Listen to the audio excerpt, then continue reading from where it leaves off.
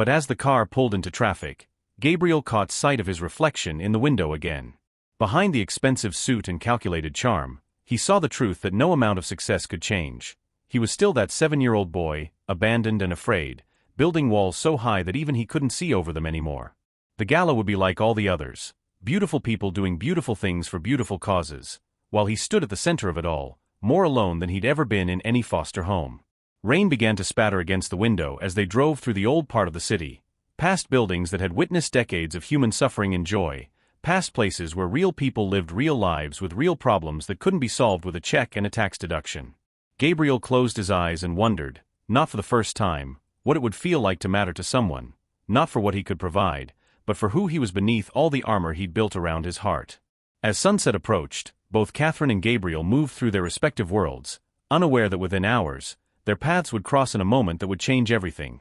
A pregnant nun cast out from paradise, and a millionaire trapped in a golden prison, both about to discover that sometimes salvation comes from the most unexpected places. The rain had turned vicious by the time Catherine reached the convent gates, each drop feeling like a small judgment against her skin. She stood on the threshold between her old life and whatever came next, the iron bars that had once meant sanctuary now marking the boundary of her exile. The bag Mother Agatha had given her was already soaked through, her few possessions absorbing the city's grief. Catherine's habit clung to her body, the heavy will becoming heavier with each passing moment, as if the sky itself wanted to drag her down into the earth. Behind her, the evening bells began to ring, Vespers, the prayer she had sung thousands of times, her voice joining with her sister's in perfect harmony. Now she stood alone on the wrong side of everything sacred, listening to a song she could no longer sing. "Please," she whispered to the closed gates, though she wasn't sure if she was speaking to God, to Mother Agatha, or to the child growing inside her who deserved better than this moment. "Please, just let me." But the gates remained locked, and the only answer was thunder rolling across the darkening sky. Catherine pressed her face against the cold iron, feeling the metal's chill seep through her skin. Through the bars, she could see the chapel windows glowing with warm candlelight, could almost smell the familiar mixture of incense and old stone that had been her comfort for so many years. Everything she had ever loved, everything she had ever been, was locked away behind these gates.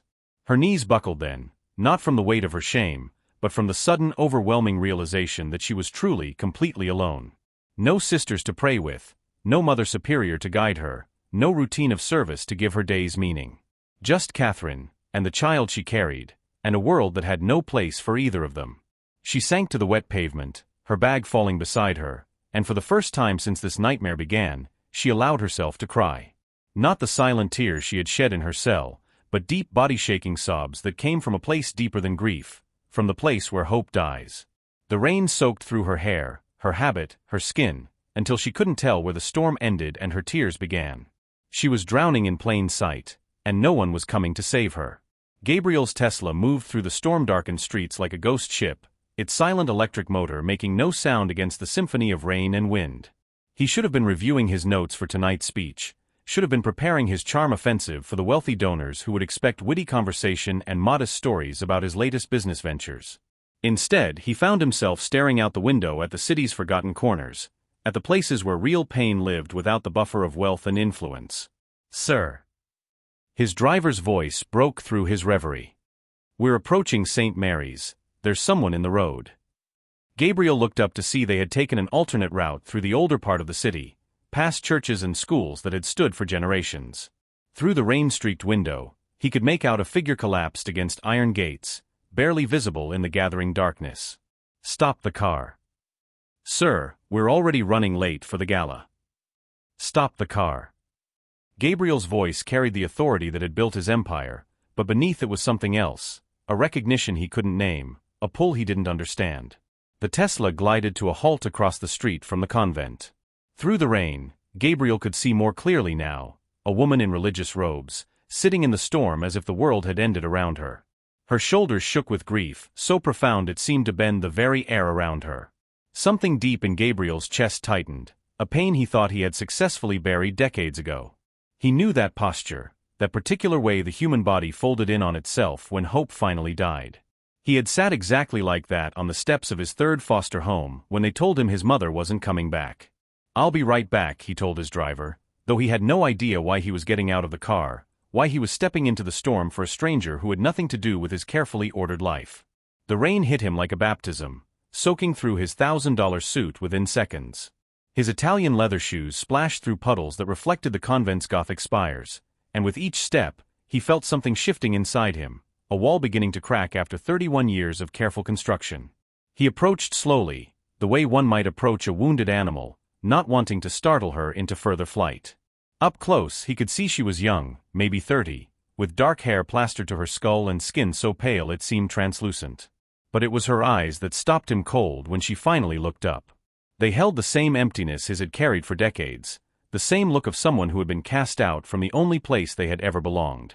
In her gaze, he saw his own reflection, abandoned, afraid, and drowning in a world that felt impossibly vast and indifferent. "Sister." His voice was gentler than it had been in years, stripped of the commanding tone he used in boardrooms and charity galas. "Are you hurt?" Sister Catherine pressed her palm against the ancient oak door one final time, feeling her unborn child stir beneath her habit, knowing that in 10 minutes, she would no longer be sister anything at all. "Hello my amazing family, and welcome back to the channel. If you're new here, you're in for something truly special. This is the place where we share powerful stories filled with love, betrayal, drama, and unbelievable twists that will keep you hooked from beginning to end. To all my returning supporters, thank you for always showing up. Your love and encouragement mean the world to me.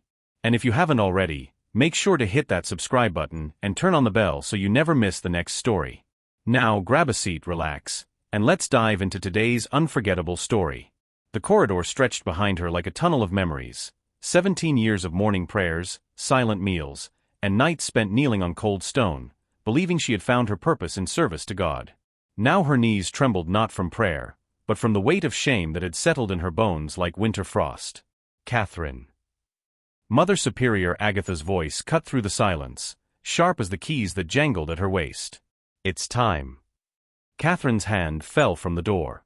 Beneath her loose-fitting habit, her belly had begun to show, barely noticeable to most, but impossible to hide from women who had lived together in holy silence for decades. 5 months along, carrying a child that wasn't conceived in sin but born from an act of mercy that no one would believe. She turned to face the woman who had been mother, teacher, and judge for nearly 2 decades. Mother Agatha's face was carved from the same unforgiving stone as the convent walls, her gray eyes holding no warmth, no recognition of the frightened girl who had arrived here at 19, running from a world that had already broken her once. "I've prepared a small bag," Catherine whispered, her voice barely disturbing the sacred silence they had both sworn to preserve. "My few personal items." "You have no personal items here, child. Everything belongs to God." Mother Agatha's words fell like stones into still water. "You forfeited your right to anything when you chose flesh over spirit." The accusation hung in the air like incense, bitter and suffocating. Catherine wanted to explain again about Maria, the young woman who had appeared at the convent gate 6 months ago, beaten, desperate, begging for sanctuary. How Catherine had hidden her in the abandoned bell tower, bringing food and comfort while Maria recovered from wounds that went deeper than flesh. How Maria had been pregnant too, her body failing even as she grew more desperate to protect the child she carried. But Mother Agatha had already judged, already decided that Catherine's story was impossibly convenient, that a nun could not become pregnant through prayer and mercy alone. The child. Catherine's hand moved instinctively to her belly. "Is your burden now, not ours." Mother Agatha's voice held no mercy, no acknowledgement that this woman had once held Catherine through nightmares, had taught her to find God in the small moments of daily service. "The attorney has arranged for a monthly stipend, minimal, but enough to keep you from destitution. The church cannot have scandal, Catherine. You understand." Catherine nodded, though understanding and accepting were different countries, separated by an ocean of grief. Mother Agatha handed her a small canvas bag, the kind they used for collecting alms. Inside, Catherine could see her mother's rosary, a small leather journal, and perhaps 2 changes of clothing. 17 years of devotion reduced to what could fit in a beggar's sack. "You have until sunset," Mother Agatha said, then paused, her granite expression flickering for just a moment. "I had hoped, we had all hoped you would choose differently." "I couldn't let her die alone," Catherine whispered. "And now you'll live alone." Mother Agatha turned away, her robes rustling against stone. "God help you find your way." The words echoed as Catherine walked toward the main gate, past the chapel where she had taken her vows, past the garden where she had spent countless hours in meditation, past the infirmary where she had tended to her sisters with gentle hands that were now considered tainted. What do you think Catherine should have done differently? Share your thoughts below. Sometimes the hardest choices are between two kinds of love. Across the city, Gabriel Castellano adjusted his Italian silk tie and stared at his reflection in the floor-to-ceiling windows of his penthouse office. 38 years old, worth more money than most small countries' GDP, and successful enough that Fortune magazine had featured him on their cover twice. Yet the man looking back at him seemed hollow, his dark eyes holding the same emptiness they'd carried since childhood. "Mr. Castellano?" His assistant's voice crackled through the intercom. "The car is waiting for the charity gala." Gabriel's jaw tightened. Another evening of writing checks to feel human, of shaking hands with people who saw dollar signs when they looked at him, of pretending that philanthropy could fill the void where his soul used to be. He had been 7 when the state took him from his drug-addicted mother. 7 when he learned that love was conditional, that worth was measured in usefulness, that the only person you could count on was yourself. Foster homes had taught him to be charming when it served him, ruthless when it didn't. By 25, he owned his first company. By 30, he was untouchable. But untouchable meant exactly that. No one could reach him, not even himself. "Sir." His assistant's voice came again, more insistent. "Coming," Gabriel muttered, grabbing his jacket. Tonight was the St. Vincent's Children's Hospital benefit, another opportunity to buy absolution for an hour or two.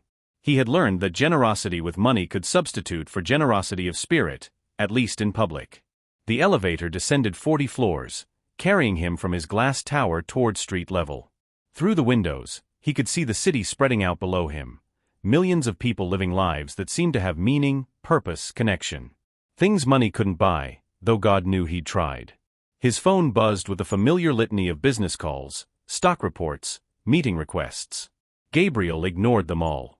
Tonight, like every night, he would smile for cameras, charm donors, and write checks with enough zeros to make people forget that his wealth was built on a foundation of carefully maintained emotional distance. The black Tesla waited at the curb, his driver opening the door with practiced deference. Gabriel slid into the leather interior, already composing the mask he would wear for the evening, successful, confident, philanthropic. The perfect millionaire bachelor with a social conscience and a mysterious past that made him even more appealing to the socialites who circled him like well-dressed sharks. Catherine looked up at the man standing over her, rain streaming down his face, his expensive suit ruined by the storm he had stepped into without hesitation. In the dim light from the street lamps, she could see dark eyes that held something she recognized. Not pity, not judgment, but understanding. She began, then stopped. How could she explain that she was drowning in plain sight? That she had just lost not only her home but her entire identity? That she was carrying a child conceived not from sin but from mercy, and no one would ever believe the truth? "You're soaked through," Gabriel said, stating the obvious because it was easier than asking the real questions. He shrugged out of his suit jacket and held it out to her, though they were both already drenched beyond salvation. Catherine stared at the jacket, fine wool, probably worth more than she would see in a year of the meager stipend the church had promised her. But it wasn't the value that made her hesitate, it was the kindness in the gesture, the way this stranger was willing to ruin something beautiful to offer her warmth. "I can't," she whispered. "I can't take anything else from anyone." Gabriel knelt in the puddle beside her, bringing himself down to her level, his knees hitting the cold pavement without regard for his clothes or dignity. "You're not taking anything. I'm offering it." Their eyes met then, really met, and something passed between them that neither could name. Recognition, maybe. Or the way two people who had been abandoned could see the specific shape of loneliness in each other. "Why?"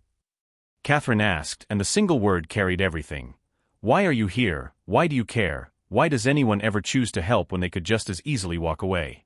Gabriel was quiet for a long moment, rain running down his face like tears he had never allowed himself to shed.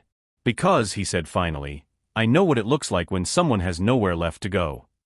Thunder crashed overhead, and in that moment, both of their worlds shifted irrevocably.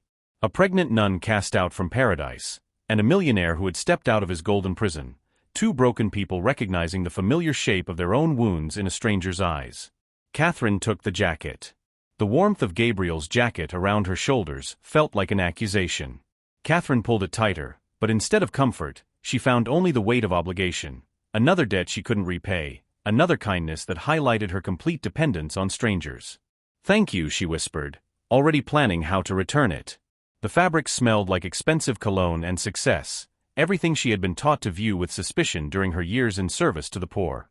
"But I should." "Let me drive you somewhere," Gabriel interrupted, water streaming from his dark hair. "A shelter or, do you have family?" The question hit her like a physical blow. Family. The word belonged to her old life, when she had been Sister Catherine, surrounded by women who shared her devotion, her purpose, her understanding of what it meant to serve God above self. Now she was just Catherine, no title, no community, no place in the world.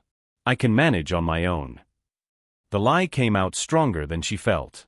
She struggled to her feet, Gabriel's jacket hanging loose around her frame, and picked up her sodden bag. "I don't need charity." Gabriel stood too, and she could see something shift in his expression, a familiar hardening, the way people looked when their offerings were rejected. She had hurt him, and the knowledge sat heavy in her chest alongside everything else she carried.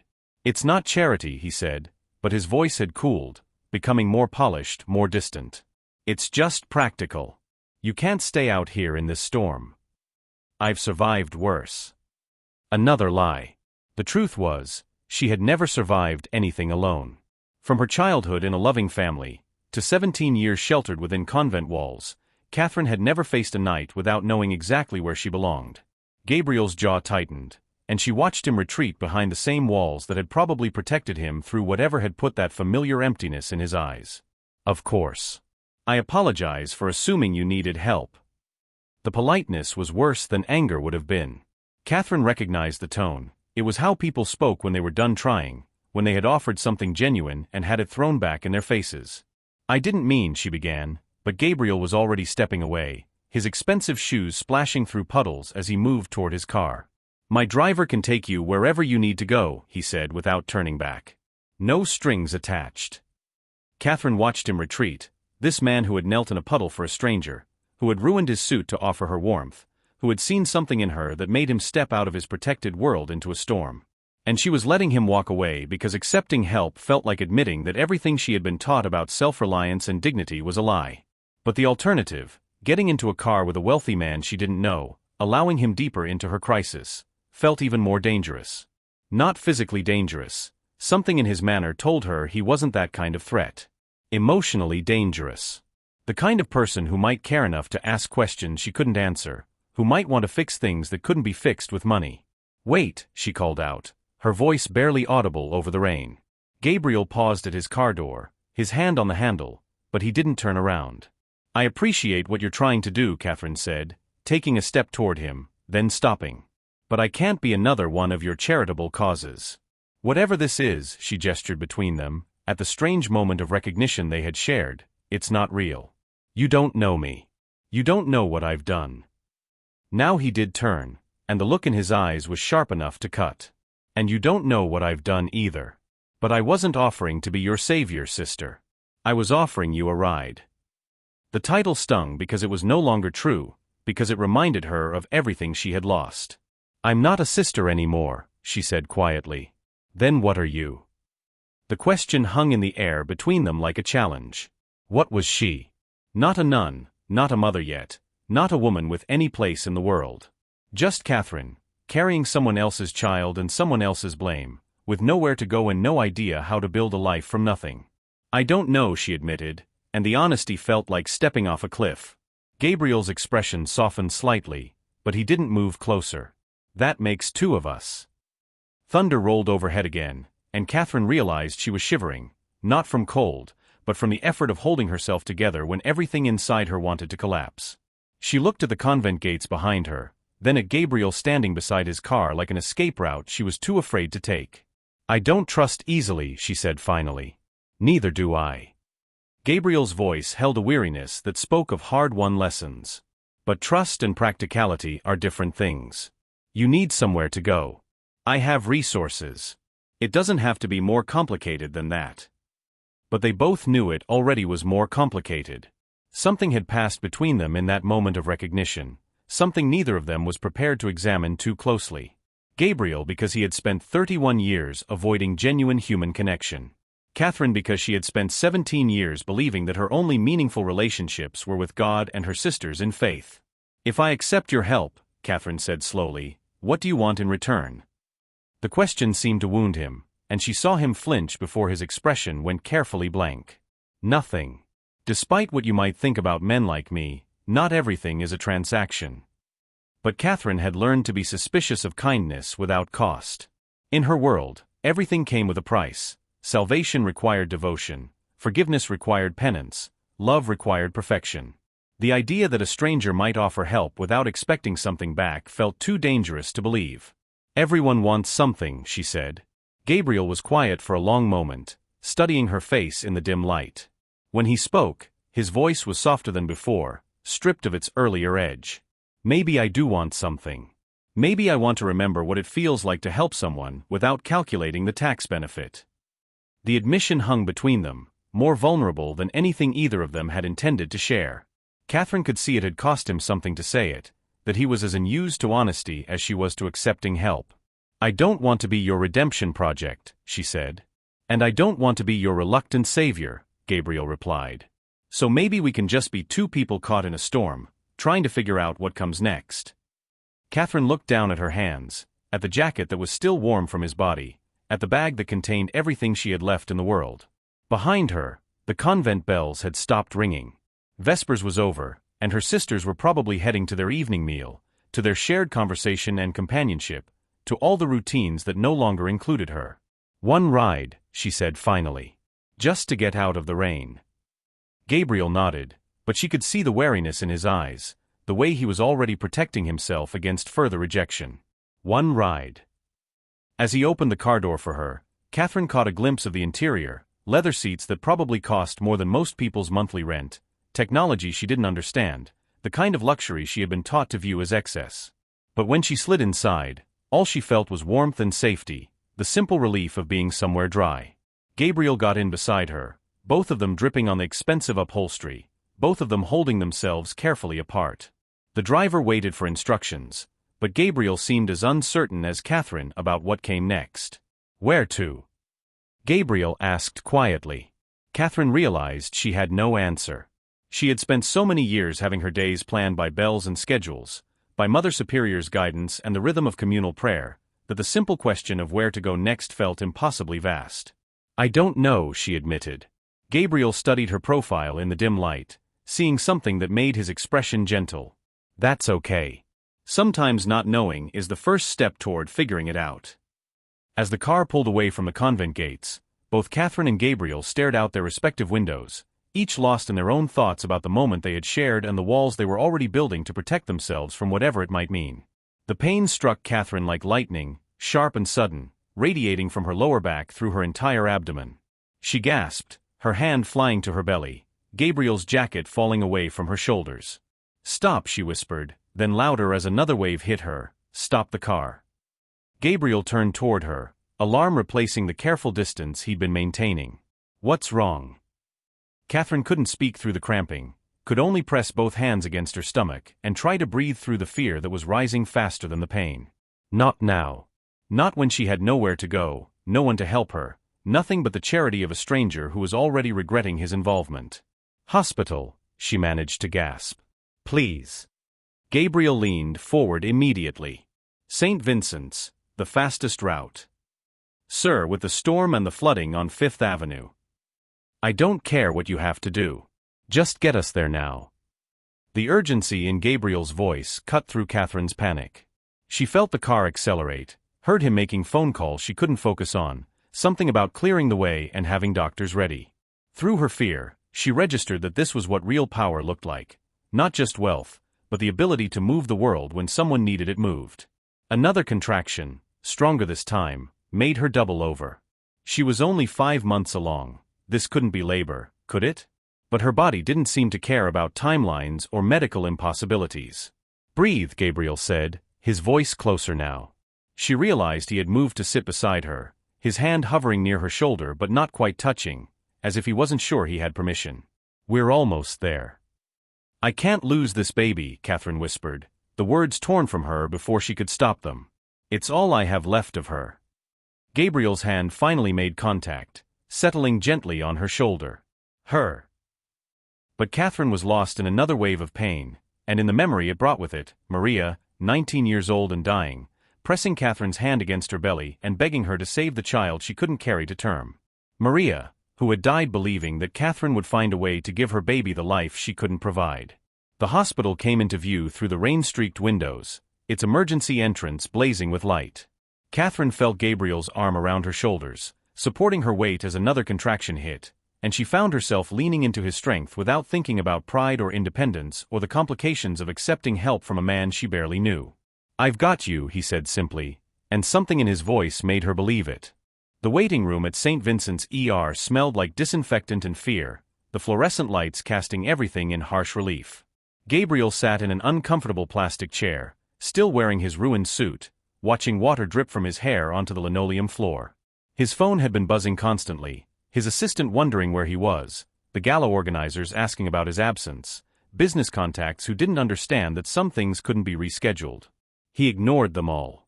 Through the emergency room doors, he could hear the controlled chaos of medical intervention. Doctors calling out instructions, machines beeping, the efficient movement of people who dealt with crisis as routine.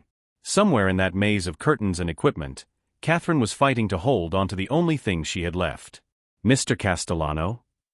A nurse appeared beside him, her scrubs decorated with cartoon animals that seemed obscenely cheerful in the sterile environment. "She's asking for you." Gabriel looked up, surprised. We're not. She said you're all she has right now." The nurse's expression was kind but tired, the look of someone who had seen too many people face their worst moments alone. "She's stable, but she's scared. All she has." The words hit him harder than they should have, reminding him of too many nights in too many foster homes when he had been all he had, too. He followed the nurse through a maze of curtained alcoves, past other people's emergencies, toward the sound of quiet crying. Catherine looked impossibly small on the hospital bed, dwarfed by machines and 4 lines, her dark hair spread across the pillow like spilled ink. Her eyes were closed, but tears leaked from beneath her lashes, and her hand rested protectively over her belly. "Hey," Gabriel said softly, pulling a chair close to her bedside. Her eyes opened, focusing on his face with relief so profound it made his chest tight. "You stayed." "Of course I stayed." The words came out more gruff than he'd intended, roughened by emotions he didn't know how to name. "The baby's okay," Catherine whispered. False alarm. The doctor said it was stress, dehydration, exhaustion. But the baby's okay. Gabriel felt something loosen in his chest that he hadn't realized was clenched. "That's good. Thank God." Catherine's laugh was watery, tinged with hysteria. "I've been thanking God all my life, and look where it got me. Maybe I should be thanking you instead." "Don't." Gabriel's voice was sharp, then gentler. "Don't thank me for doing what any decent person would do. You'd be surprised how few decent people there are when you really need them." Catherine's voice held a bitterness that aged her beyond her years. "The church that raised me couldn't wait to cast me out. The sisters who were supposed to be my family turned their backs on me. But a stranger stops his car in the rain." Gabriel was quiet, studying her face in the harsh hospital lighting. Without her habit, with her hair loose around her shoulders, she looked younger, more fragile, but also somehow more real. More human. "Tell me about her," he said finally. "The woman you mentioned in the car." Catherine's hand moved protectively over her belly. "Maria." She was 19, pregnant, running from a man who hurt her. "She came to the convent seeking sanctuary, and I hid her in the old bell tower. No one else knew she was there." Gabriel waited, sensing there was more. "She was sick," Catherine continued, her voice barely above a whisper. "Too sick to carry the baby to term. She begged me to help her, to find a way to save the child even if she couldn't be saved." The pieces began to fall into place in Gabriel's mind, a story so impossible and yet so clearly true that it made his chest ache. The pregnancy was hers. Catherine's tears came fresh now, grief and guilt and love all tangled together. "She died in my arms, asking me to promise that her baby would have a chance at life. So I found a way." Gabriel stared at her, understanding dawning like sunrise after a long night. Medical science, technology that could preserve life even when the body couldn't support it, procedures that could transfer hope from one woman to another. "The church doesn't believe you," he said. "How could they? A nun getting pregnant through prayer and medical intervention? It sounds like something out of a fairy tale." Catherine's laugh was bitter.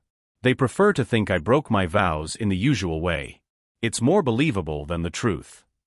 Gabriel reached for her hand without thinking, covering her fingers with his own.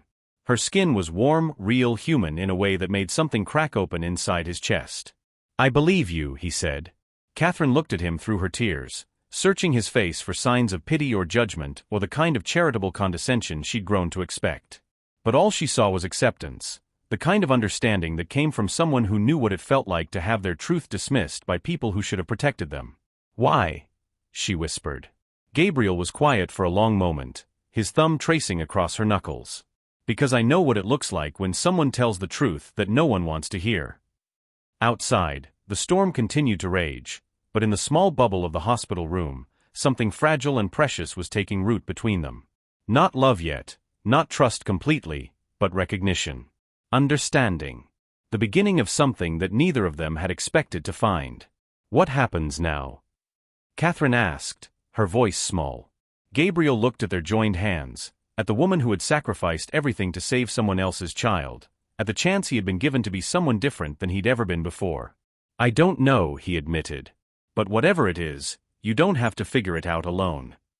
Catherine squeezed his fingers, holding on to the first genuine kindness she'd received in months, and for the first time since this nightmare began, she allowed herself to hope that maybe, somehow, everything would be okay. The machines beeped steadily around them, monitoring heartbeats, hers, the baby's, and maybe, just maybe, the fragile pulse of whatever was growing between two people who had found each other in the storm. Dawn was breaking over the city when the doctor finally released Catherine with strict orders for bed rest and reduced stress, instructions that seemed almost cruel given that she had nowhere to rest and every reason to be stressed. Gabriel had spent the night in the uncomfortable hospital chair, fielding calls from his assistant and declining invitations to breakfast meetings as if canceling million-dollar deals was the most natural thing in the world. "I can find somewhere to stay," Catherine said as they walked slowly toward the hospital exit, though they both knew it was another lie. The few shelters in the city had waiting lists, and her church stipend wouldn't cover even the cheapest hotel for more than a few nights. Gabriel stopped walking, turning to face her in the middle of the hospital corridor. His suit was wrinkled beyond salvation, his usually perfect hair was disheveled, and he looked like a man who had spent the night keeping vigil for someone he barely knew. "Come home with me," he said simply. Catherine stared at him, searching his face for ulterior motives and finding only exhaustion and something that looked like genuine concern. "I can't do that." "You can't do a lot of things right now. You can't lift anything heavy, you can't be on your feet for long periods, you can't be under stress." Gabriel's voice was matter-of-fact, businessman practical. "I have a guest room, a housekeeper who can help if you need anything, and enough space that you won't have to see me if you don't want to." "People will talk." Gabriel's laugh was harsh. "People always talk about me. At least this time they'll have something interesting to say." Catherine wanted to refuse, wanted to maintain the independence she'd been clinging to like armor. But the baby moved inside her then, a gentle flutter that reminded her of Maria's dying wish, and she realized that pride was a luxury she could no longer afford. "Just until I figure something else out," she said finally. "Just until you figure something else out," Gabriel agreed, though something in his expression suggested he hoped it might be longer than that. Gabriel's penthouse was everything Catherine had expected and nothing she was prepared for. Floor-to-ceiling windows offered a view of the city that made her feel like she was floating above the world, and the minimalist decor spoke of wealth so assured it didn't need to announce itself. But what struck her most was how empty it felt, beautiful, expensive, and utterly devoid of any personal touch that might suggest someone actually lived there. "The guest room is down the hall," Gabriel said, leading her through spaces that belonged in architectural magazines. "Maria, my housekeeper, not your, anyway, she'll be in around 9. She can help with anything you need." Catherine nodded, still overwhelmed by the magnitude of everything that had happened in the past 12 hours. Yesterday morning she had been Sister Catherine, and now she was a pregnant woman staying in a stranger's penthouse, dependent on the kindness of a man she knew nothing about. "Gabriel," she said as he started to leave her in the guest room doorway, "why are you doing this?" He paused, his hand on the doorframe, and for a moment she thought he wouldn't answer. When he finally spoke, his voice was quieter than she'd heard it before. "Because someone should have done it for me." Before Catherine could ask what he meant, he was gone, leaving her alone in a room larger than the cell she'd called home for 17 years. It was nearly noon when Catherine woke, her body finally catching up on months of stress and sleepless nights. The guest room was filled with soft light filtered through gauzy curtains, and for a moment she couldn't remember where she was. Then reality crashed back: the convent, the storm, Gabriel, the hospital, and she pressed her hands to her belly, feeling for the reassuring movement that told her the baby was still safe. A soft knock at the door interrupted her thoughts. "Come in," she called, expecting to see Gabriel's housekeeper. Instead, Gabriel himself appeared in the doorway, carrying a tray that smelled like heaven. "Maria made breakfast, but since you slept through it, she upgraded you to lunch." Catherine struggled to sit up, suddenly aware that she was wearing one of Gabriel's t-shirts, soft cotton that hung to her knees and made her feel both vulnerable and oddly safe. She didn't remember changing, though she vaguely recalled Gabriel's housekeeper helping her out of her damp habit sometime in the early morning hours. "You don't have to wait on me," Catherine protested as Gabriel set the tray on the bedside table. "I'm not waiting on you. Maria is. I'm just the delivery service." But his tone was gentle, and Catherine could see genuine concern in his dark eyes. "How do you feel?" "Better. Rested." She gestured around the room, taking in the luxury that surrounded her. "This is all too much. I don't know how I'll ever repay you." Gabriel settled into the chair beside the bed, his expression growing serious. "There's something you should know about me, Catherine. Something that might make you understand why I don't expect repayment for basic human decency." Catherine waited, sensing that whatever he was about to share would be important. "I was 7 when my mother abandoned me," Gabriel began, his voice carefully controlled. "Dropped me off at a police station with a note saying she couldn't handle being a parent anymore. No family, no one to take me in, so I went into the system." Catherine's heart clenched at the image of a 7-year-old Gabriel, alone and confused, trying to understand why the person who was supposed to love him most had walked away. "Foster care," Gabriel continued, "is supposed to be temporary. A bridge to adoption or family reunification. But some kids never cross that bridge. They become permanent guests in other people's homes, always knowing they don't really belong." "How many homes?" Catherine asked softly. 12, over 11 years. Some were decent people who did their best with a broken system. Others. Gabriel's jaw tightened. Others saw foster kids as free labor, or worse. But they all had one thing in common: they made it very clear that my place in their home was conditional, temporary, subject to change if I became inconvenient. Catherine reached out without thinking, covering his hand with hers. His fingers were cold, and she could feel the tension in them as he continued his story. "I aged out of the system at 18 with a high school diploma, $200 in state assistance, and a very clear understanding that if I wanted anything in life, I'd have to take it myself. No one was going to give me anything I didn't earn." "But you succeeded," Catherine said, gesturing around the penthouse. "You built something incredible." Gabriel's smile was sharp, cutting. "I built walls, Catherine. Beautiful, expensive walls. I learned to charm people when I needed something from them, to intimidate them when charm didn't work, and to never, ever depend on anyone else for anything that mattered."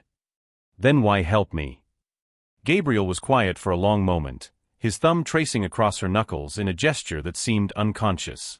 "Because last night, when I saw you sitting outside those convent gates, I saw myself at 7 years old, sitting on the steps of that police station, trying to understand why I wasn't worth keeping." The confession hung between them, raw and honest in a way that made Catherine's chest tight. She could see the cost of sharing it in his face, the way vulnerability sat uncomfortably on features more accustomed to control. "I'm not that little boy," Catherine said gently. "No, but you're someone who devoted 17 years of your life to serving others, and when you needed help most, the people who should have protected you threw you away." Gabriel's voice was rough with emotion. "I may not be able to change what happened to that 7-year-old, but maybe I can make sure you don't have to face this alone." Catherine felt tears gathering in her eyes, not from sadness, but from the overwhelming realization that this man, this stranger who owed her nothing, was offering her something she had never expected to find: unconditional acceptance. "The baby," she said softly, "Maria's baby. Do you understand what you're taking on? If you help me through this, you'll be connected to another scandal, another complicated situation that could damage your reputation. Gabriel's hand tightened around hers. My reputation was built on being ruthless, Catherine. Maybe it's time I built something better. Outside the penthouse windows, the city continued its endless motion. Millions of people pursuing their own dreams, fighting their own battles, carrying their own wounds. But in the quiet sanctuary of Gabriel's guest room, two broken people were discovering that sometimes healing begins when someone else believes you're worth saving. What do we do now? Catherine asked, the question that seemed to define their entire relationship. Gabriel smiled, and for the first time since she'd met him, it reached his eyes. Now we figure out how to build something neither of us has ever had before. What's that? A family. The word hung between them, fragile and impossible and somehow exactly right. Catherine placed her free hand on her belly, feeling the baby move beneath her palm, and wondered if Maria had somehow known that her child would bring together two people who needed each other more than they had ever realized. Can people who've been abandoned their whole lives really learn to trust again? What do you think it takes to heal from that kind of childhood trauma? Share your thoughts. Sometimes the bravest thing we can do is believe we deserve love. 3 weeks into their unlikely arrangement, Catherine discovered that Gabriel made terrible coffee and sang off-key in the shower. She learned that he worked 18-hour days not because he loved business, but because silence made him restless.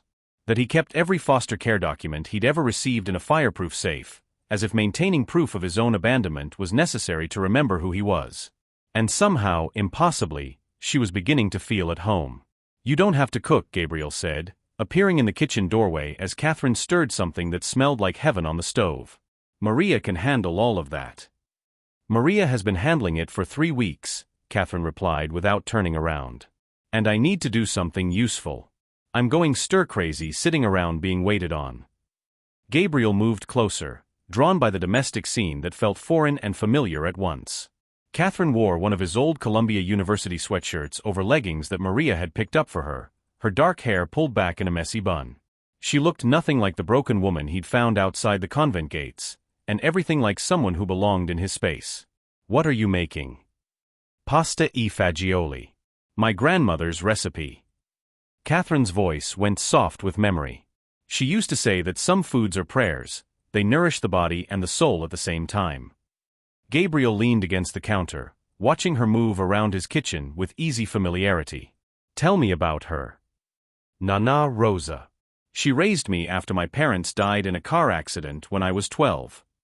Catherine's hands stilled on the wooden spoon. She's the one who taught me that love is action, not just feeling.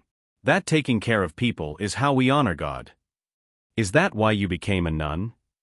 Catherine was quiet for a moment, her hand moving unconsciously to her belly where the baby was growing stronger each day. I thought it was. But now I wonder if I was just looking for another family after losing the first one. The convent felt safe, structured, full of women who had chosen the same path I had. And now I realize that love isn't confined to one building or one way of serving. Maybe Nana was trying to teach me that all along. Catherine turned to face him, her eyes bright with something that looked like hope. I think she would have liked you. Gabriel felt something warm spread through his chest at the idea of being liked by someone's grandmother, of being the kind of man who might have earned approval from a woman who measured worth in kindness rather than net worth. I would have liked to meet her, he said, and meant it.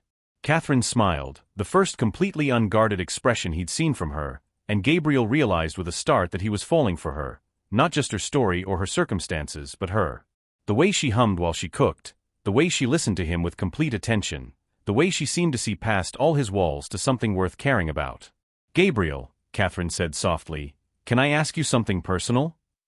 After everything we've shared? I think we're past worrying about what's too personal. Catherine turned back to the stove, but he could see the tension in her shoulders. Have you ever been in love? Really in love, not just attracted or comfortable with someone? The question hit him harder than he'd expected. Gabriel was quiet for a long moment, thinking about the women who had drifted in and out of his life, beautiful, accomplished women who had been drawn to his success and repelled by his emotional distance. No, he said finally. I've been with people who loved what I could provide for them, but not who I actually was. And I've been attracted to people who I couldn't let close enough to love me back. Catherine nodded as if his answer confirmed something she'd suspected. I thought I was in love with God, with the idea of divine purpose. But I'm starting to think I was in love with the security of knowing exactly what was expected of me. And now? Catherine turned to face him again, and Gabriel saw something in her expression that made his heart race. A softness, a vulnerability that had nothing to do with her circumstances and everything to do with how she was looking at him. Now I'm learning what it feels like to care about someone without rules or expectations. To want to make them happy just because their happiness matters to you. The words hung between them, loaded with implication, and Gabriel felt the careful distance he'd been maintaining start to crumble. He took a step toward her, then stopped, unsure of his ground. Catherine. I know this is complicated, she said quickly, as if sensing his hesitation. I know I'm pregnant with another woman's child, that I have no money, no prospects, that I'm technically homeless and dependent on your charity. Stop. Gabriel closed the distance between them, his hands settling on her shoulders. None of that matters to me. It should matter. Any rational person would run from this situation. Gabriel's thumb traced along her collarbone, a touch so gentle it made her shiver. Maybe I'm tired of being rational. Maybe I'm tired of running from anything that might actually matter. Catherine searched his face, looking for signs of pity or obligation or the kind of noble self-sacrifice that men sometimes mistook for love. But all she saw was genuine affection, desire tempered by respect, and something deeper that made her chest tight with hope. I don't know how to do this, she admitted. I've never been in a relationship that wasn't defined by vows or rules or institutional expectations. Neither have I, Gabriel said softly. I've spent 31 years avoiding anything that might require me to trust someone completely. So what do we do? Gabriel's hands moved to cup her face, his thumbs brushing away tears she didn't realize she'd been crying. We figure it out together. We make our own rules. What if I'm terrible at it? What if I don't know how to be what you need? What if you're exactly what I need, and I'm too scared to believe it? Catherine's laugh was watery, tinged with the kind of joy that comes from unexpected grace. We're a mess, aren't we? The most beautiful mess I've ever seen. Gabriel leaned down then, slowly, giving her time to pull away, to change her mind, to remember all the reasons why this was complicated and impossible. But Catherine rose to meet him instead, her lips touching his in a kiss that tasted like hope and felt like coming home. It was soft at first, tentative, both of them learning the shape of something neither had expected to find. Then deeper, more urgent, as if they were trying to pour months of loneliness and years of isolation into a single moment of connection. When they finally broke apart, both breathing hard, Gabriel rested his forehead against hers. Is this real? Catherine whispered. I don't know, Gabriel admitted. But I want it to be. Catherine smiled, her hand settling over his heart, feeling the rapid rhythm that matched her own. Then let's see what real looks like. That evening, they sat on Gabriel's couch watching the sun set over the city, Catherine curled against his side with a contentment she hadn't felt since childhood. Gabriel's hand rested on her belly, and when the baby moved, kicking against his palm, his face lit up with wonder. She's strong, he said softly. How do you know it's a girl? Gabriel was quiet for a moment, his thumb tracing circles on her belly. Maria told me, in a dream I had the night we met. She said to tell you that she's grateful, and that she's sending you someone who will love you both exactly as you deserve to be loved. Catherine's breath caught. You never told me you dreamed about her. I wasn't sure you'd believe me. I wasn't sure I believed it myself. Gabriel looked up at her, his dark eyes serious. But I've never remembered dreams before that night. And I've never felt anything like what I felt when I saw you outside those gates, like I was meant to be there, meant to help you. Catherine turned in his arms, studying his face in the golden light from the windows. Do you think she knew? Somehow, that bringing us together was part of her plan. I think, Gabriel said slowly, that love finds a way, even when we can't see the path ourselves. Catherine kissed him again, soft and grateful and full of the kind of love that transforms everything it touches. Outside, the city sparkled with millions of lights, millions of lives, millions of chances for connection and grace.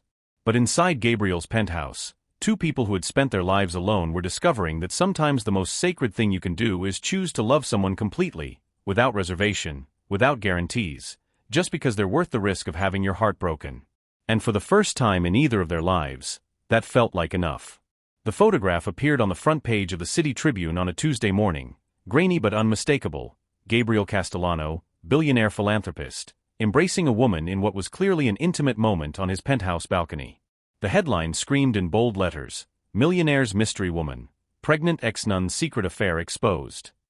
Catherine found the newspaper on Gabriel's doorstep when she went to retrieve his morning delivery, her blood turning to ice as she stared at her own face splashed across the page.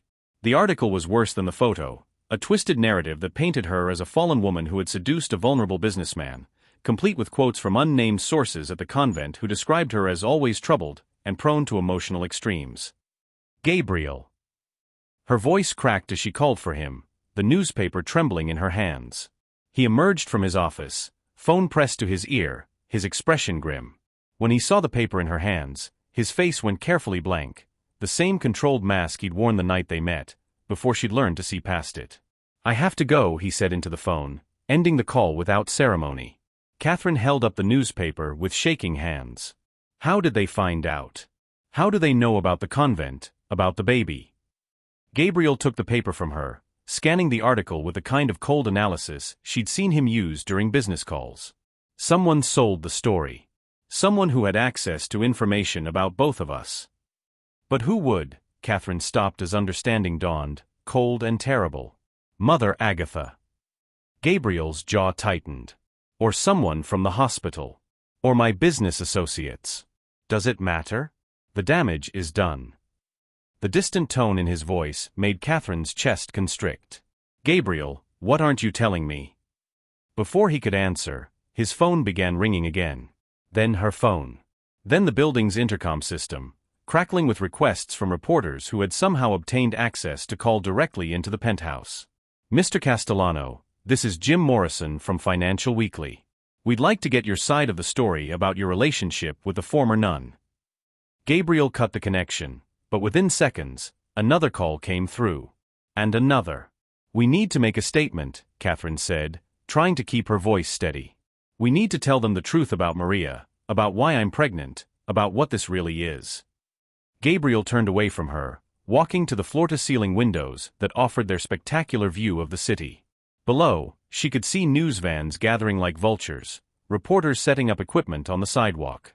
"The truth won't matter," Gabriel said quietly. "They've already decided what story they want to tell. Then we change the story. We go public with the real facts, we explain." Catherine. Gabriel's voice was sharp, cutting. "You don't understand what you're asking. This isn't just about us anymore."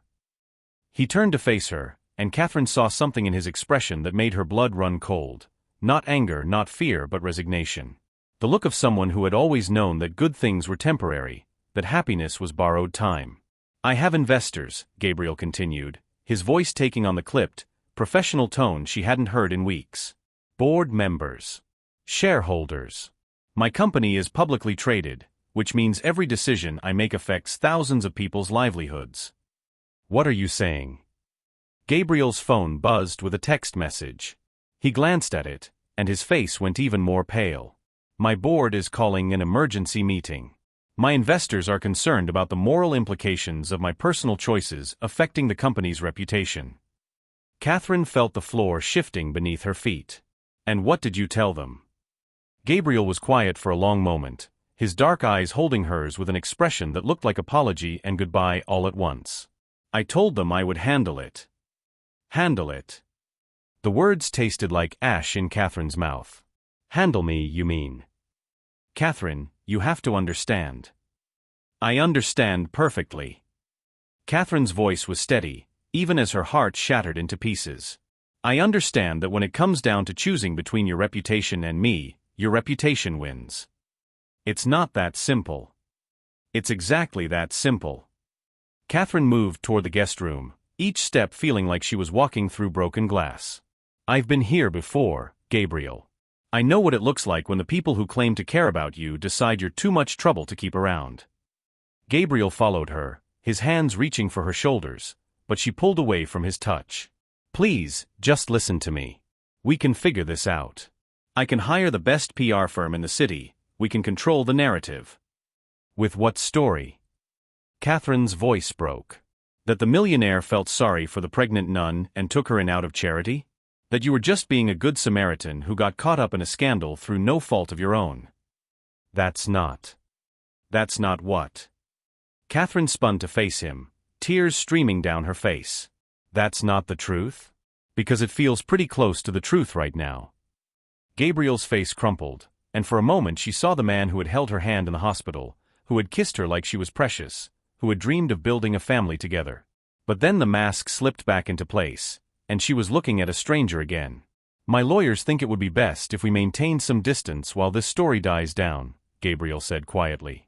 Just temporarily. Just until the media moves on to something else. Catherine laughed, a sound so bitter it seemed to poison the air between them. Distance. Right. And where exactly am I supposed to go while we're maintaining this distance? Gabriel's silence was answer enough. I see. Catherine wiped her eyes, straightening her shoulders with dignity she didn't feel. Well, I suppose I should thank you for being honest about your priorities. It saves us both a lot of time. Catherine, please. Don't. Her voice was sharp enough to cut. Don't make this harder than it already is. Don't pretend this is anything other than what it is, you choosing your comfortable life over the inconvenient woman who disrupted it. Gabriel's hands clenched into fists at his sides, and she could see the war being fought behind his eyes, between the man he had become in these past weeks and the man he had been for 31 years before that. I'm trying to protect you, he said desperately. If I fight this publicly, they'll dig deeper. They'll find Maria's medical records. They'll twist the story of how you got pregnant into something even worse. They'll destroy you. They're already destroying me. Catherine's voice cracked with anguish. And you're letting them do it because it's easier than standing up for something real. That's not fair. Fair. Catherine's laugh was hollow. You want to talk about fair? Fair would have been you considering the consequences before you kissed me. Fair would have been you thinking about what this would cost before you told me you loved me. Fair would have been you being honest about what I really meant to you from the beginning. The words hung between them like a blade, cutting through every tender moment they had shared, every promise spoken and unspoken. Gabriel's face went white, and Catherine could see she had hit something vital, something that might not heal. You think this is easy for me? Gabriel's voice was raw. You think I want to send you away? I think you want to protect yourself more than you want to protect us. Catherine moved toward the door, gathering what little dignity she had left. And I think that tells me everything I need to know about what we really were. Where will you go? The question stopped her at the doorway, and when she turned back, Gabriel looked like the 7-year-old boy he had once been, abandoned, afraid, watching another person walk away from him. I don't know, Catherine said softly. But I'll figure it out. I always do. I love you. The words came out desperate, broken. Catherine, I love you. Catherine closed her eyes, feeling those words settle into her heart like stones. I know you do. But love without courage is just another word for selfishness. She walked out then, leaving Gabriel standing alone in the penthouse that had briefly felt like home, surrounded by all the beautiful, expensive things that couldn't fill the space where his heart used to be. Outside, the media circus waited like a pack of wolves, cameras ready to capture her next moment of humiliation. But Catherine held her head high as she walked through the lobby, past the doorman who wouldn't meet her eyes, past the reporters shouting questions she wouldn't answer. Behind her, 38 floors up, Gabriel Castellano stood at his window watching the woman he loved disappear into the crowd, telling himself that he had made the only rational choice, that protecting his business was the responsible thing to do, that she would understand someday. But as her figure vanished among the city's millions, Gabriel realized that rational choices and responsible decisions meant nothing if you lost your soul in the process of making them. And for the second time in his life, he was completely, utterly alone. Gabriel's penthouse had never felt like a mausoleum before, but as he sat in the silence 3 days after Catherine left, every expensive surface seemed to mock him with its emptiness. The guest room still smelled like her, vanilla and something indefinably warm that had made the space feel alive. Now it was just another beautiful hollow room in his collection of beautiful hollow things. He turned to face her, and Catherine saw something in his expression that made her blood run cold. Not anger, not fear, but resignation. The look of someone who had always known that good things were temporary, that happiness was borrowed time. I have investors, Gabriel continued, his voice taking on the clipped, professional tone she hadn't heard in weeks. Board members. Shareholders. My company is publicly traded, which means every decision I make affects thousands of people's livelihoods. What are you saying? Gabriel's phone buzzed with a text message. He glanced at it, and his face went even more pale. My board is calling an emergency meeting. My investors are concerned about the moral implications of my personal choices affecting the company's reputation. Catherine felt the floor shifting beneath her feet. And what did you tell them? Gabriel was quiet for a long moment, his dark eyes holding hers with an expression that looked like apology and goodbye all at once. I told them I would handle it. Handle it. The words tasted like ash in Catherine's mouth. Handle me, you mean? Catherine, you have to understand. I understand perfectly. Catherine's voice was steady, even as her heart shattered into pieces. I understand that when it comes down to choosing between your reputation and me, your reputation wins. It's not that simple. It's exactly that simple.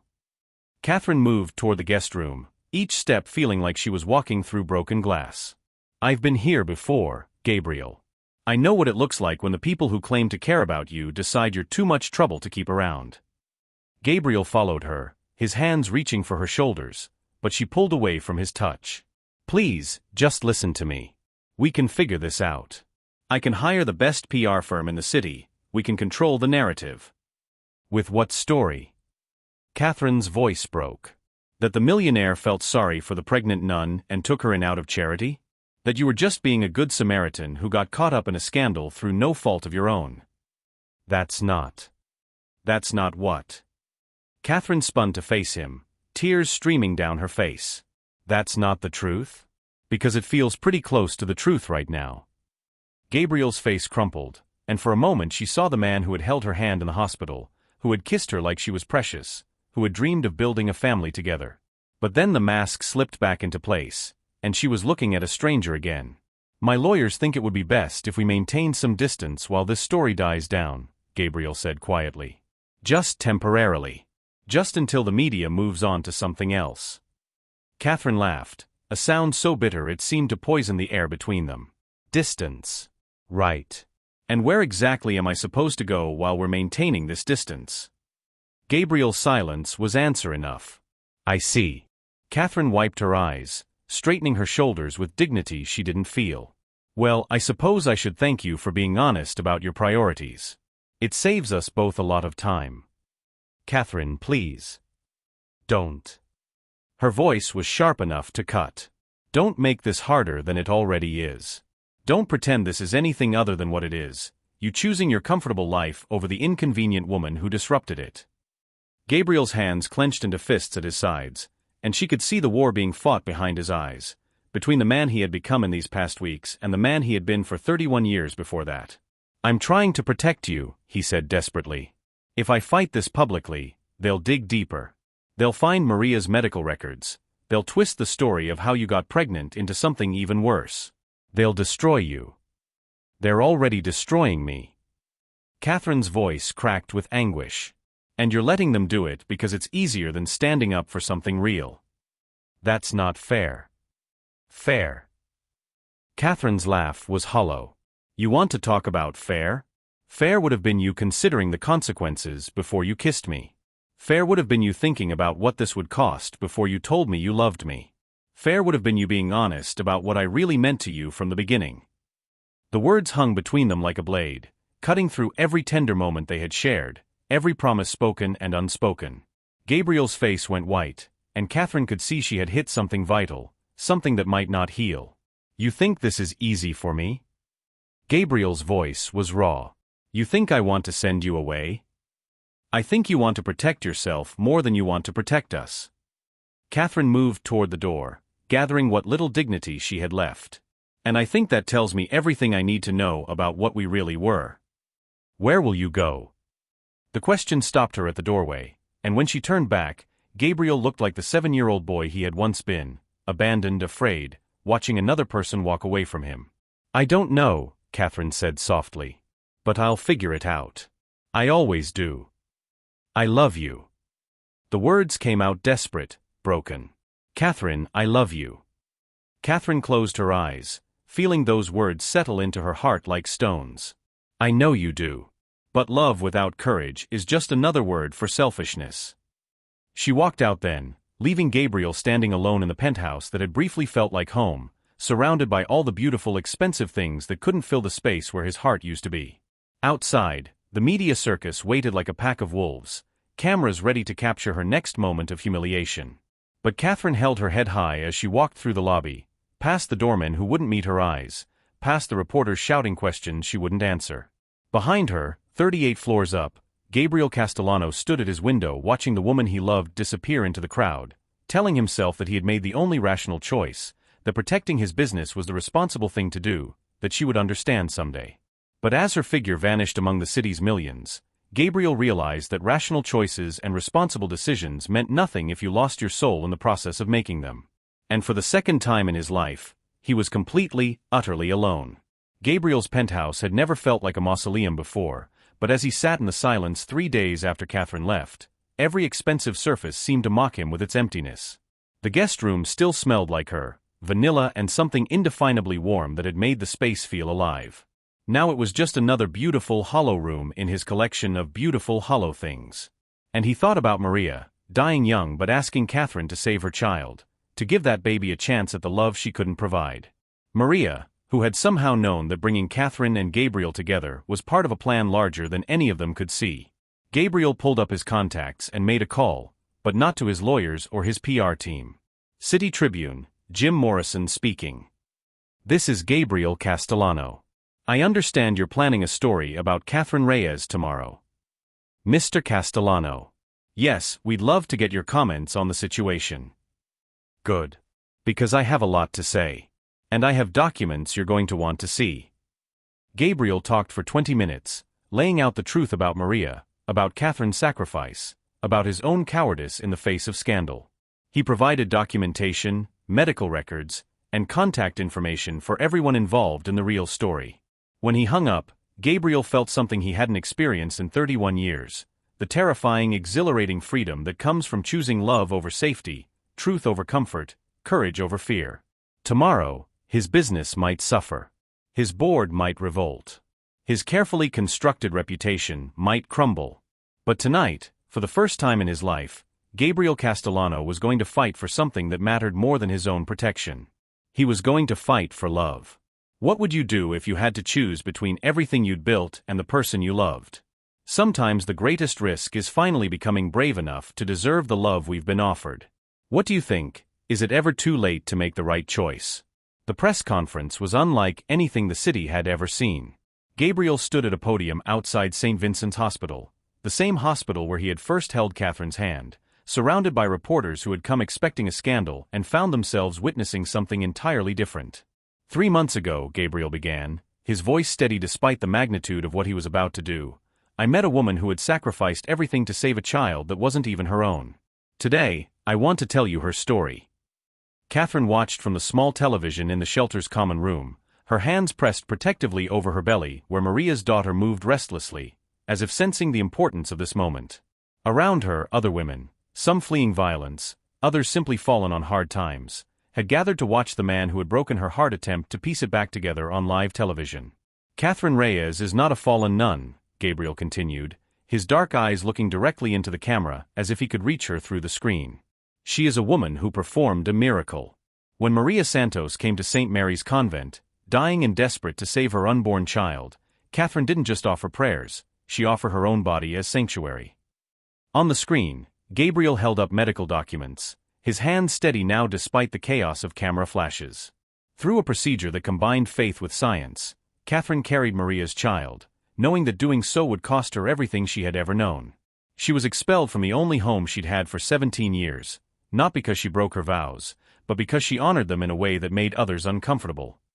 Catherine's breath caught as Gabriel's voice broke slightly, emotion bleeding through his businessman composure. I am not here as Catherine's employer, or her benefactor, or any of the other sanitized relationships the media has suggested. I am here as the man who loves her. Who has loved her since the moment I found her in a storm, cast out and alone, carrying someone else's child with more grace than I have ever shown carrying my own burdens. Around Catherine, The other women in the shelter had gone completely quiet. Someone reached over and squeezed her hand, a gesture of solidarity from one broken woman to another. Gabriel stepped closer to the microphone, and when he spoke again, his voice carried the weight of every year he had spent building walls around his heart. I failed her. When the scandal broke, when my board grew nervous, when my reputation was threatened, I chose fear over love. I chose my comfort over her truth. I sent away the best thing that had ever happened to me because I was too afraid to fight for something real. Catherine's tears came then, not from heartbreak but from recognition. This was the man she had fallen in love with, the one who had knelt beside her in a puddle, who had dreamed of building a family, who had seen past her circumstances to the woman beneath. But love without courage is just selfishness, Gabriel continued, and Catherine smiled through her tears, recognizing her own words echoed back to her. And I refuse to be selfish with the greatest gift I have ever been given. Gabriel pulled out a small velvet box, opening it to reveal a ring that caught the morning light like captured starfire. The cameras zoomed in, the crowd murmured, and Catherine's heart stopped beating entirely. Catherine Reyes, if you're watching this, and Sister Margaret assured me you would be, I have something to ask you. Gabriel looked directly into the camera, his eyes bright with unshed tears. Will you marry me? Not because you need rescuing, not because I feel guilty, not because it's the right thing to do for the baby. Will you marry me because I love you with every broken part of my heart, and because I want to spend the rest of my life proving that some people are worth fighting for? The shelter erupted around Catherine, women cheering, crying, grabbing her hands, asking if she was okay. But Catherine barely heard them. All she could see was Gabriel, standing in front of the world, offering her everything he was and everything he had, with no guarantee that she would say yes. He's outside, said a quiet voice behind her. Catherine turned to see Sister Margaret standing in the doorway, her sharp eyes bright with something that looked suspiciously like triumph. What? Mr. Castellano. He's outside, waiting in a car. Has been for the past hour. Sister Margaret smiled, the expression transforming her weathered face. I told him I couldn't guarantee you'd want to see him, but that if you did, I'd let him know. Catherine's hand went to her belly, feeling the baby, Maria's daughter, moving beneath her palm like a blessing. Around her, the women of the shelter waited with a kind of hopeful anticipation that only people who had lost everything could understand. He hurt me, Catherine said quietly. Yes, he did, Sister Margaret agreed. But he also just sacrificed everything he spent 31 years building, on live television, for the chance that you might forgive him. Catherine closed her eyes, feeling the weight of the choice before her. She could stay safe in her righteous anger, could nurse her wounds and raise Maria's daughter alone, protected by the walls of her own justified hurt. Or she could choose to be as brave as Gabriel had just been, could risk her heart one more time on the possibility that love really could conquer fear. Tell him, Catherine said finally, that I'll be right down. Gabriel stood beside his car in the gray morning light, still wearing the suit he'd put on for the press conference, his hands shaking as he watched the shelter's front door. Every reporter in the city was probably looking for him. His phone had been buzzing non-stop with calls he wasn't taking, and his entire world had just shifted on its axis. But all he could think about was Catherine, and whether she would walk through that door, and what he would do if she didn't. When the door finally opened, Gabriel's breath caught. Catherine looked tired, her face pale from months of stress and hard work, her body heavy with pregnancy. But she was still the most beautiful thing he had ever seen, still the woman who had taught him what it meant to love someone more than yourself. She walked toward him slowly, and Gabriel forced himself to stand still, to let her come to him, to not assume that just because he had finally found his courage, she owed him her forgiveness. That was quite a speech, Catherine said when she was close enough to touch, though she kept her hands carefully at her sides. I meant every word. I know you did. I could see it in your face. Catherine studied his expression, searching for something she seemed to find. You know this changes everything, don't you? Going public like that, choosing me over your board, over your reputation. I'm counting on it. Gabriel's voice was steady, sure. I don't want the life I had before, Catherine. I want a life with you, with our daughter. Maria's daughter, Catherine corrected gently. Our daughter, Gabriel said firmly. Biology doesn't make a family. Choice does. Love does. Showing up every day and choosing to stay, that's what makes a family. Catherine's composure finally cracked, tears spilling down her cheeks as she heard him claim not just her but the child she carried, the baby that had cost her everything and brought her the greatest gift of her life. "I was so angry," she whispered. "You had every right to be. I failed you when you needed me most. But I was also scared. Scared that if I let you back in, you'd leave again the next time things got difficult." Catherine's voice broke. "I can't go through that again, Gabriel. I can't raise this baby wondering if the man who says he loves us will choose his comfort over our family when the next crisis comes." Gabriel reached out slowly, giving her time to pull away, and when she didn't, he cupped her face in his hands the way he had that first night in his kitchen when they'd admitted they were falling in love. "Then don't let me. Hold me accountable. Make me prove it every day. But give me the chance to try." Gabriel's thumbs brushed away her tears. "I love you, Catherine. Not your circumstances, not your story, not the way you make me feel like a better man, though you do all of that. I love you. The woman who makes terrible coffee but sings while she cooks. Who falls asleep reading medical journals because she wants to understand everything about the baby she's carrying. Who sees the best in people even when they don't deserve it." Catherine laughed through her tears, remembering all the small moments that had built their love. Quiet mornings, shared meals, the gradual trust that had grown between two people who had both been abandoned too many times. "I love you too," she whispered. "Even when I wanted to hate you, I loved you." Gabriel pulled the ring from his pocket again, a simple band of white gold set with a single diamond that caught the light like captured stars. "Will you marry me? Will you let me spend the rest of my life proving that some promises are worth keeping?" Catherine looked at the ring, at the man holding it, at the choice that would determine not just her future but her daughter's. She thought about Maria, dying young but brave enough to trust a stranger with her most precious gift. She thought about all the ways love could hurt, and all the ways it could heal. "Yes," she said simply. Gabriel slipped the ring onto her finger with hands that shook with gratitude and relief and the overwhelming realization that sometimes, if you're brave enough to fight for it, love really can conquer everything. 6 months later, Catherine stood in the small chapel at St. Vincent's Hospital, wearing a simple white dress that accommodated her nursing daughter, watching Gabriel bounce baby Elena Santos Castellano in his arms while he chatted with the doctor who had delivered her. Their wedding had been small, Sister Margaret officiating, a few close friends, and Elena sleeping peacefully in her bassinet beside the altar. No reporters, no society pages, no fanfare. Just two people who had found each other in a storm, promising to weather all the storms that came after. Gabriel's company had survived the scandal, his board had eventually forgiven him, and the real story of Catherine and Maria had become something the city talked about with pride rather than shame. But none of that mattered as much as this moment, watching the man she loved cradle their daughter with the wonder of someone who had never expected to have a family of his own. "She's perfect," Gabriel said for the 100th time since Elena's birth, his voice full of the kind of awe usually reserved for miracles. "She's Maria's gift to us," Catherine replied, settling beside them on the chapel pew. "All of this is." Gabriel looked at his wife, at his daughter, at the life they had built from the ashes of their separate forms of abandonment. "Do you think she knows? Maria, I mean.